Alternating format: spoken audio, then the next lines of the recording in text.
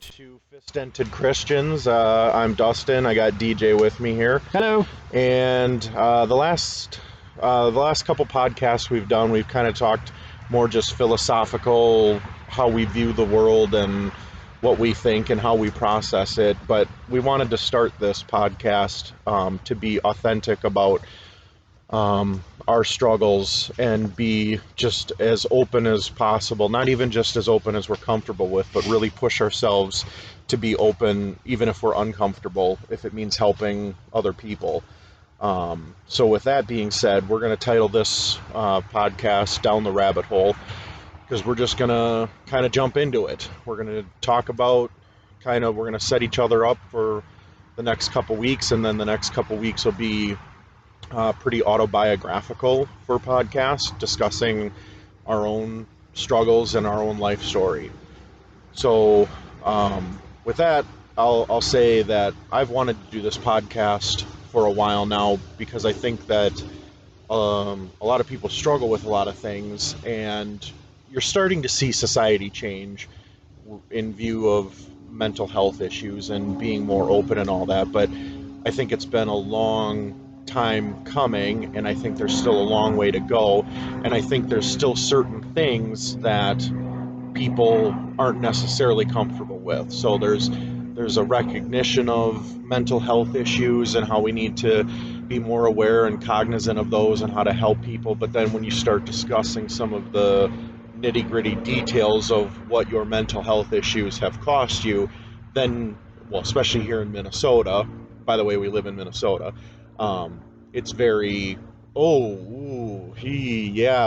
a little too much information, and I don't want to do that. Like, as a disciple of Christ, I believe that we should be able to be open and honest with at least a select group of people, and be authentic and love and support each other through anything we're going through.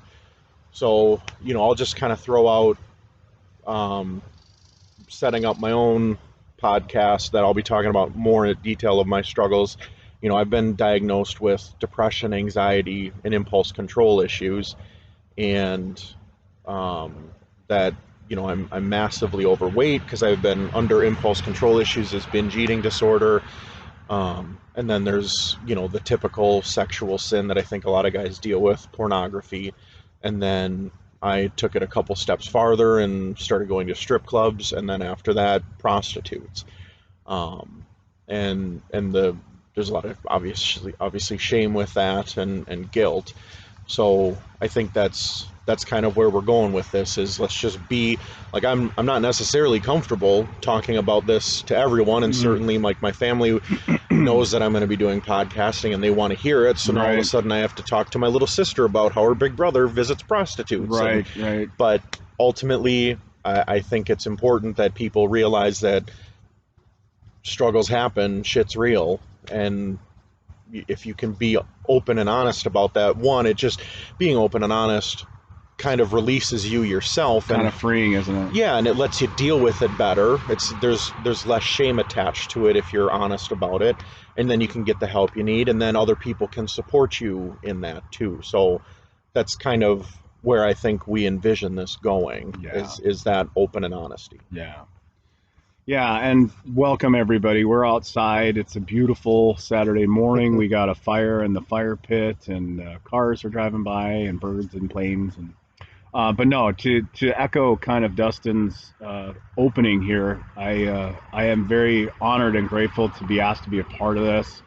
I too have so many issues that I try to work through every day, but I liked your point about mental health is starting to kind of be a little bit more accepted in terms of it being a reality for people. Yeah. And in the work that I do, I see it every day. But it seems to be it seems like the conversation starting in society. Yeah. Mental health awareness days and different kinds of things. And it's funny, you mentioned that we live in Minnesota, and I grew up in Colorado. People are people wherever they are, but in Minnesota, for those of you that maybe don't live here, there is a strong Germanic Lutheran kind of work ethic, right? Where we don't want to talk about our deeper things. And I know that you and I have been in some small group Bible studies where conversation with friends, where conversations or people that we go to church with, and the conversations start kind of going to these places where, you know, when you're talking about Jesus and what Jesus has done for us and how Jesus can work in our lives, you can't help but, you know, kind of pull back the veil a little bit and express some of your own things. And I've seen people get a little uncomfortable with that. Not a little, but sometimes a lot. You can see it on their faces. Yeah.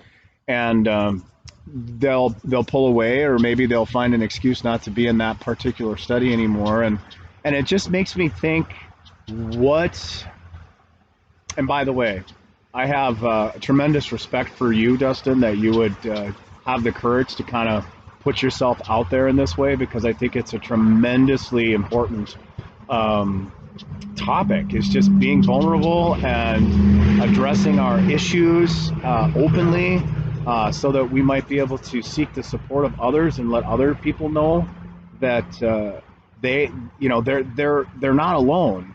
And I guess for me, you know, if we're going to go down the rabbit hole, you know, alcoholism, I've struggled with that for years and currently in recovery. But drugs, alcohol, porn, codependency, insecurity, trust issues. I look back on some of my behaviors just growing up, and maybe some anxiety and panic attacks in there too, just for good measure. And so these things, for me, have impacted relationships. They've ended relationships. They've ended a marriage. They've frayed relationships with family and parents, and it's had significant detriment to my well-being. It's had significant impact on my ability to love others and be a father, to be a partner to my significant other. And so these are the things that I think that, and I liked what you said earlier about it's I think you said freeing. When you're able to kind of let some of these things out in the open, it gets you're not walking around as this dense black ball of your own shit. You're able to kind of share it with other people, and that takes a lot of courage. And so I applaud that. So thank you. Thank you for this. And I think that it's going to ask you. So when did you feel like you maybe started having some depression or anxiety issues? Was that at a young age, or was that when you were growing up, or as an adult, or what? Yeah. So just as a little aside for people that maybe don't know, how old are you? I'm 35. 35. Yep. Okay. So I'm on my 6th psychologist in my adult life. I've been on 9 or 10 different meds, mostly antidepressants, a couple anti-anxiety meds. And one of my therapists told me that depression and anxiety live in the same family, and it's usually a chicken and egg type situation, that one creates the other. So when I kind of found that out, so for years I had just struggled with this bad feeling, this depression, malaise, darkness, whatever. And so it was treated as depression and a bunch of antidepressants, and you know, it got dark enough at different periods where suicide was a very real thing. I never attempted, but I certainly got to a point about 6 or 8 months ago where I had a plan all mapped out. I had done some research and figured out, like, if I ever do it, I know now how I'm going to do it. So the depression was always that bad. That was always treated that way. But then one of my therapists told me this depression and anxiety chicken and egg situation. So I started thinking about, like, my childhood, and I have a pretty good long-term memory. So I can remember things in good detail a ways back. So I started thinking about it, and, you know, I could remember being a kid, 7, 8 years old, and not being depressed. But I couldn't ever remember a time not having anxiety. And I could go back, it was either my 5th or 6th birthday, and my parents, okay. Yeah. So that's when you were just a kid. Yep. Yeah. And my parents were having a birthday party for me for, you know, like grandparents and aunts and uncles and cousins and all that. And I, it was in the evening, probably on a Saturday or whatever, probably a Saturday. Anyways, it was in the evening, and I remember spending the whole day like worried that when all of my grandparents got together, they were going to argue over who I loved most. And I remember trying to think, how am I going to convince them that I love them all equally? And so that was like an eye-opening moment where I'm like, okay, in the chicken and egg situation, anxiety comes first for me, depression follows that. So okay, let me just make sure I get this. So when you were 5 or 6, you worried about your grandparents and which one would love you? No, they would get, when they got together, they would argue over who I loved most. So who was my favorite grandparent? Oh, and were they serious? No, this wasn't just even a joke. No.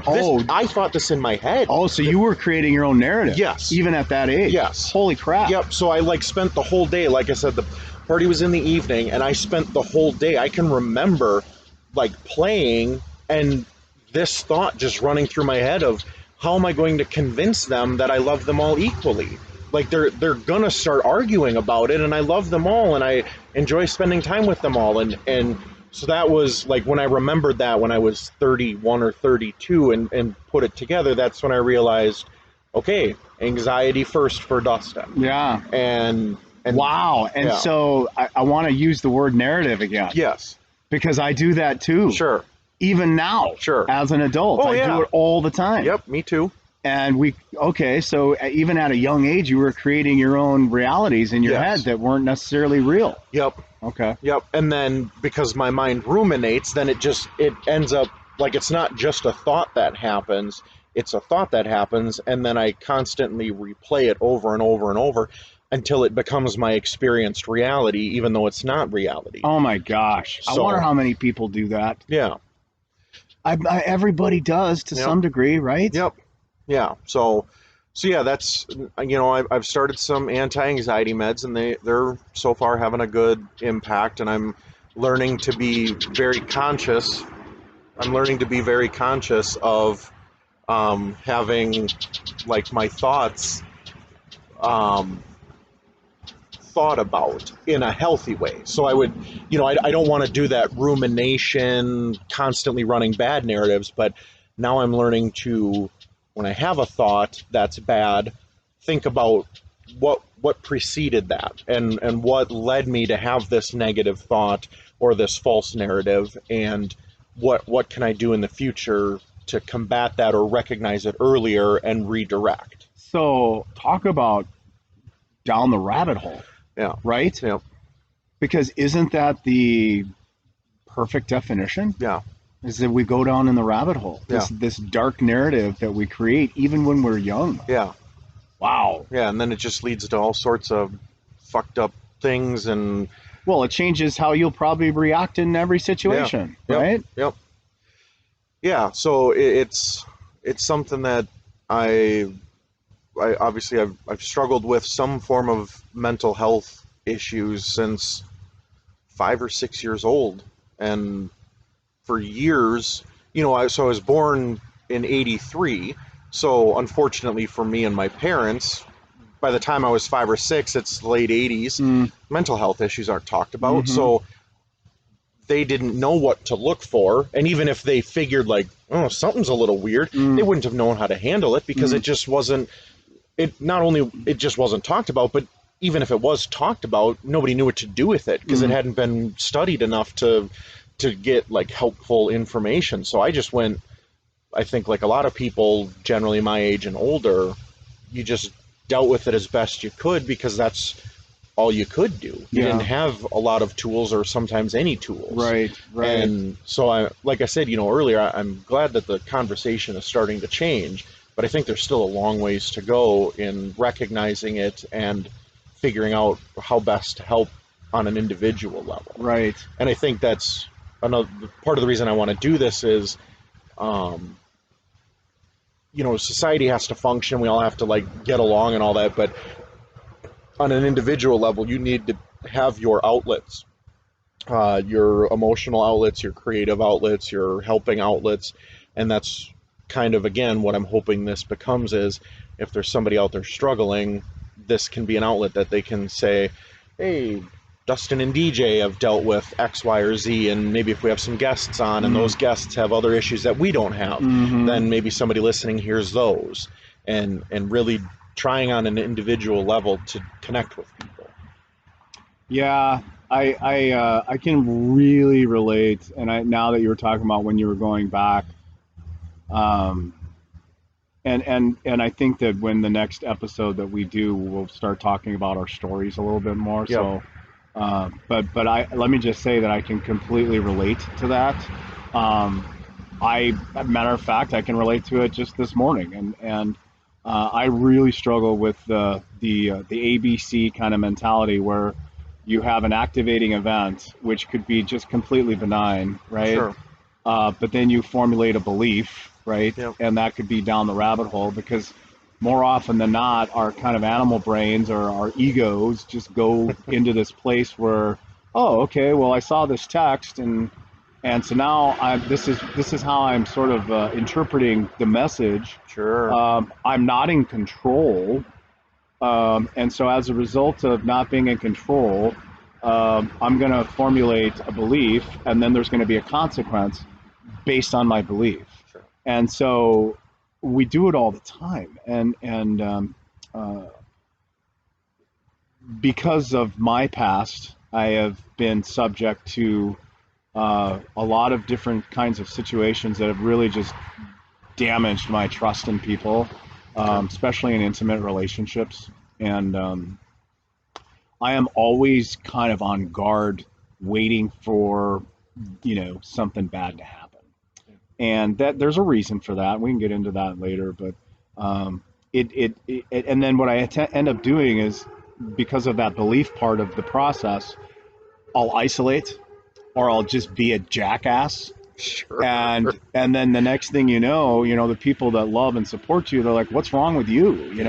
And I'm getting better at it. I'm getting better at recognizing it. But one of the things I think that's really important about what we're talking about being fist-dented Christians is that we have to make an effort to be aware of what we're thinking, and that requires practice. And just because you have an emotion doesn't necessarily mean that emotion is reality. Right. And so I'm starting to get better at that. Just being vulnerable. It's like I'm always worried that I'm not good enough for my girlfriend, and that she's going to find somebody younger. She's going to find somebody who makes more money. She's going to find somebody that is better in bed, or just treats her better, or is funnier. And so I'm always, and I don't know, not every man is like this, but, I know people are that way.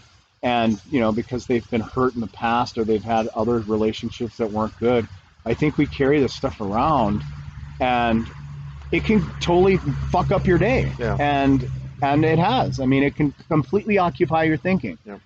With you, and again, I don't know kind of how your narrative works, but I'm assuming you're probably operating on that same way, but just in different things, right? Yep.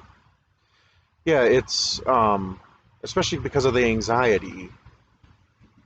A lot of my stuff just gets amplified, and I've only had one girlfriend my whole life, and that was when I was like 22 or 23, and it ended, and I don't know what I think about it, if she ended up finding some other guy or if she really just wanted to end it, but it regardless of that, it wasn't a healthy relationship. And because of my weight issues and because I work warehouse jobs, so I'm just some like box monkey that doesn't make a lot of money and has no future in a real career.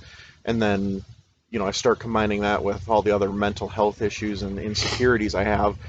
I don't even try dating. I tried online dating a couple times. I went out with a girl for a few dates and then she ghosted me, just stopped replying, and then went out one or two other times with one or two other girls, and I just gave it up because I was just like, I can't I can't fucking deal with this. Like the constant just over analyzing every That's what little thing. you do? Oh God, yes. Like, And what? Give me an example. so, well, when I was dating my first girlfriend, my only girlfriend, we were at the movies. We took her younger brother to a movie for his birthday, and so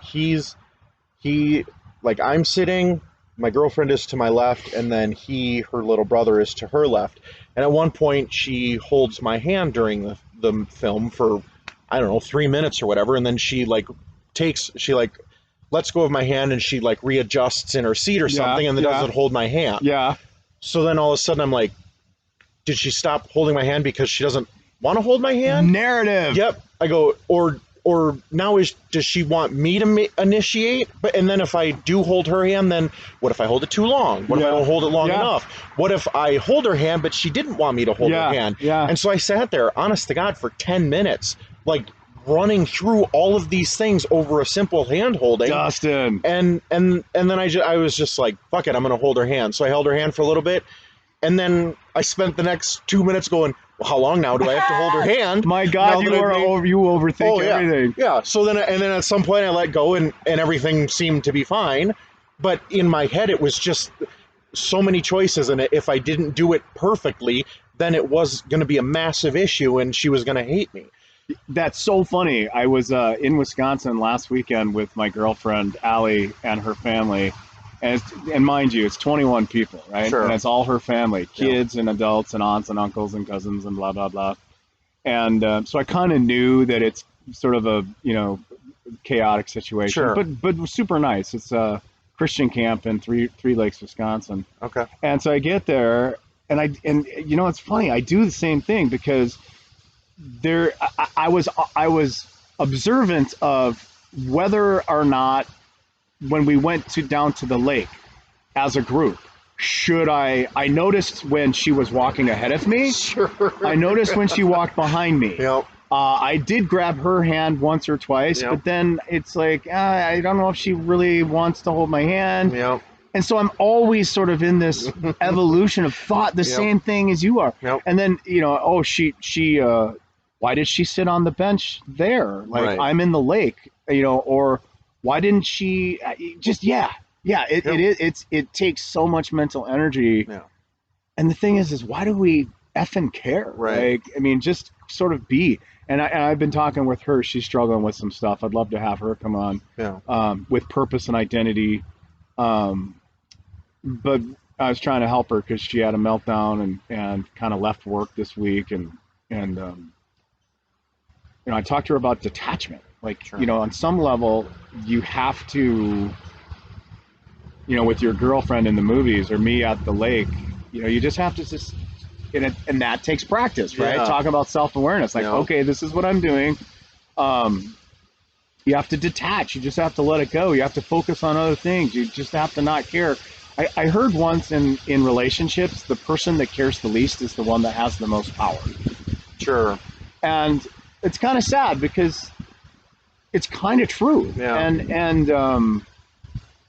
But I don't want to be a person that just kind of walks around not caring. Right. I want to have deep friendships, and I want to have deep relationships, and I want to love people the best that I can. And yet we're walking around overthinking. Yeah. That's a good example, though. Yeah. That's super. Thank you for sharing that. Yeah.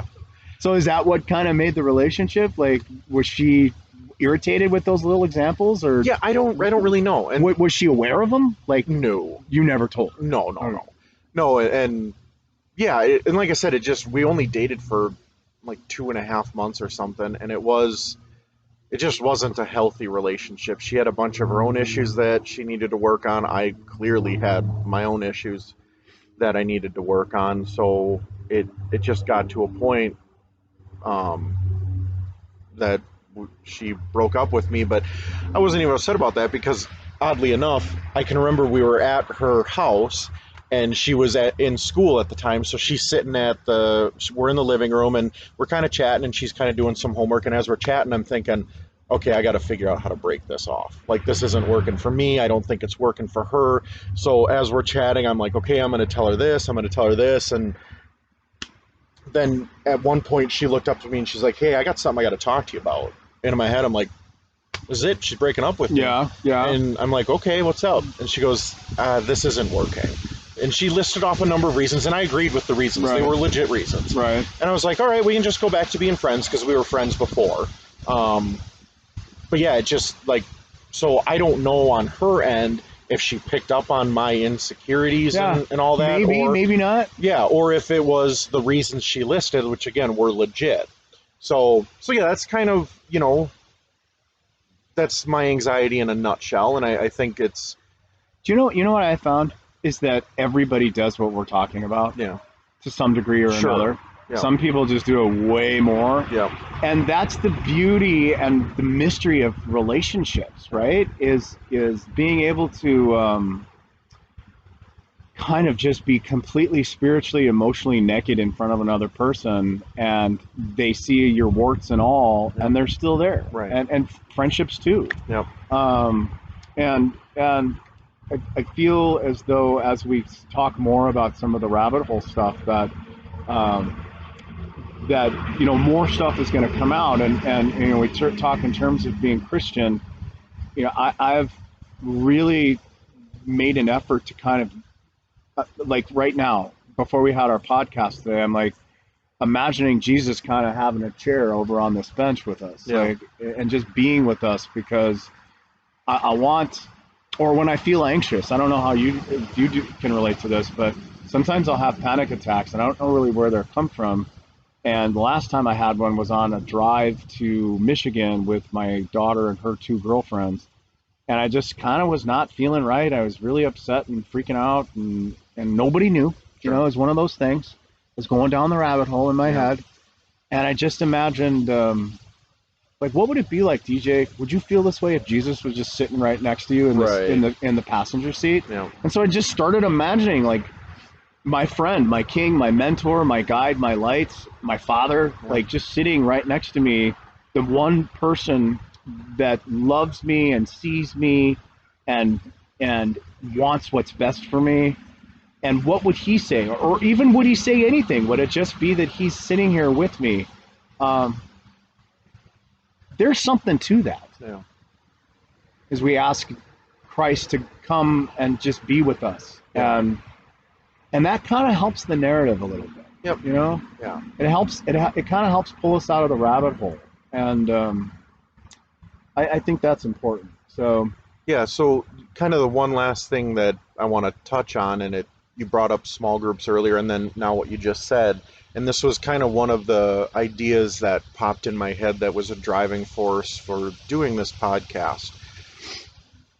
I think a lot of times Christians, in their small groups, will talk about Jesus and God and how merciful he is and how forgiving and graceful and loving. And then a lot of us will go out into the world and then we'll say we have to pass abortion laws and you have prayer back in school and blah, blah, blah. And so it's like with each other, a lot of what we do is celebrate how wonderful and forgiving and loving God is, and then we go into the world and we just shit on everybody and tell them you have to do it our way, and if you don't do it our way, everybody's going to die because prayer's out of school and blah, blah, blah. It's a great point. And I think that needs to be reversed, and that's what this part of what this podcast is. In our small groups with people that we're closest to, we should be able to look at each other and go, hey, dude, this isn't healthy for you. Right. You need to look at it. And then go out into the world to people that we don't really know and go, whatever you're dealing with, God loves you. Right. Jesus died for you and he's here to help you.